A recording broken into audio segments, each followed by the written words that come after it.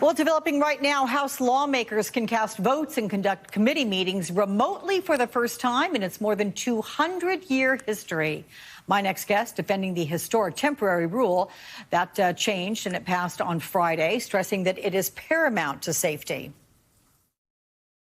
Washington is a hotspot. It's under a stay-at-home order, and you're not supposed to meet in groups of more than 10 people. We're more than 10. And if they expand it, we'll be up to the level of 50, which is maybe the next level. So we're just protecting our members and protecting their loved ones and protecting their constituents.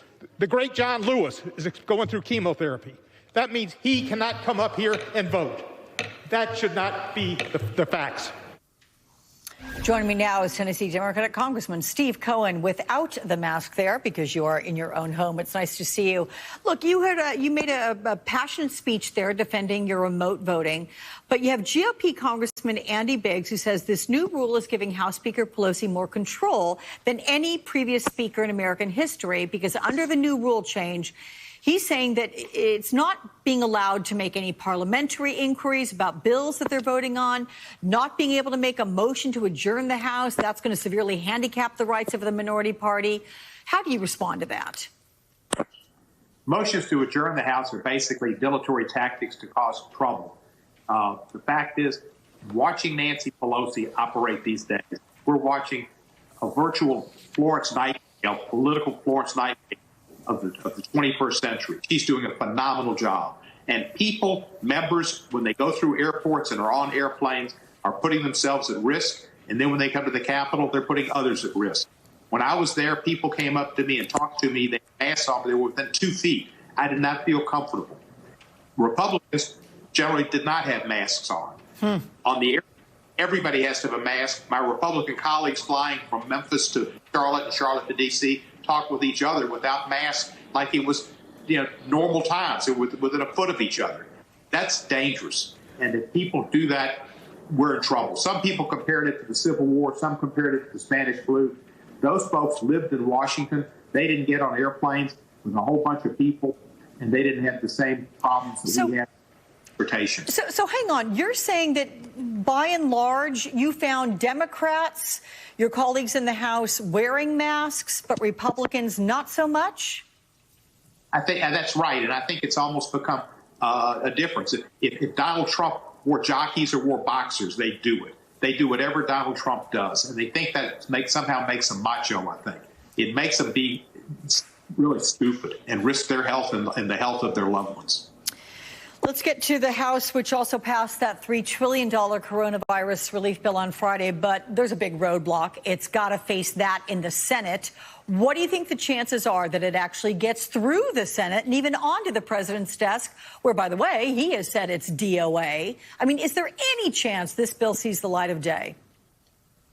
Well, of course it does. It goes over to the Senate, and the Senate will amend it and send back their bill, which we will then not concur in, and then we'll have a conference committee, or possibly Nancy and McCarthy could get together with Schumer and McConnell and come up with a bill like a conference, and then we can vote on it in the House and pass it. But nothing gets passed in the first round, and either House is going to pass. It just starts the legislative process. The last CARES bill started in the Senate and contained that awful $100 billion tax break for millionaires and billionaires, snuck in there by Rasputin and her dunce. That shouldn't have been in there.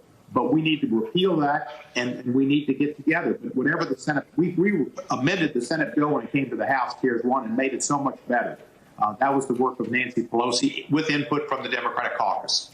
Just to be clear, Rasputin isn't exactly in the House right now. But having said that, I want to turn to former President Obama's two... He's in the Senate. He's the majority leader. Okay. I thought... I got it. Let's just move on. Let's go to what President Obama was saying, which was the graduates yesterday. He gave pretty pointed criticism to the Trump administration's coronavirus response. Let's take a listen to one of those comments. And this was during a virtual address to graduating high school seniors across the country last night. Here's part of that.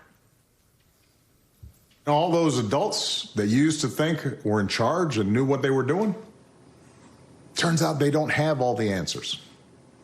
A lot of them aren't even asking the right questions. Do what you think is right. Doing what feels good, what's convenient, what's easy, that's how little kids think. Unfortunately, a lot of so-called grown-ups, including some with fancy titles and important jobs, still think that way, which is why things are so screwed up. So look, no names there, but when he's talking about the so-called grown-ups and that's how little kids think, is he talking about President Trump? And do you endorse this kind of language and that assessment that way? Well, when you talk about somebody who thought that a nuclear bomb could deter a hurricane, who thought that injecting some type of light or heat in a person's body or some chemical could cure them of COVID-19, you're talking about somebody who's just defunct of knowledge and who talks like a third grader. He's exactly right. Today, Navarro was on Meet the Press, and he said, Obama, the previous administration, left our stockpiles empty. They've been in office for 3 years. Don't you think you get the stockpiles up to snuff?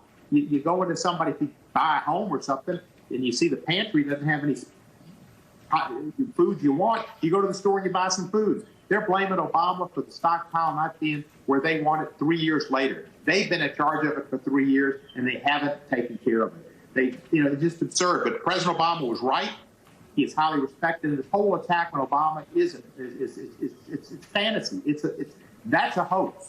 And it's typical of what Trump does. He projects and he lies. He's a mendacious individual, and it's dangerous at this most serious time in our nation's history that we have somebody in office who's not capable of facing reality, dealing with science, and being a leader and putting the country first. Okay. It's Representative Steve Cohen, never afraid to speak his mind. Thank you for doing so on the show. Good to see you, my friend. Take care of yourself. You're welcome. Be back home.